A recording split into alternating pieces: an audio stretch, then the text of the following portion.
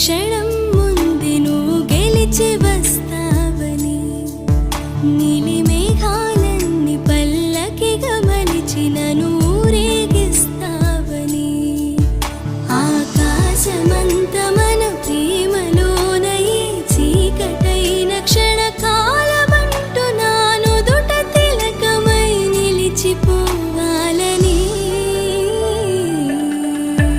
ఎంత చిత్రం ప్రేమ వింత వీలు నామ రాసింది.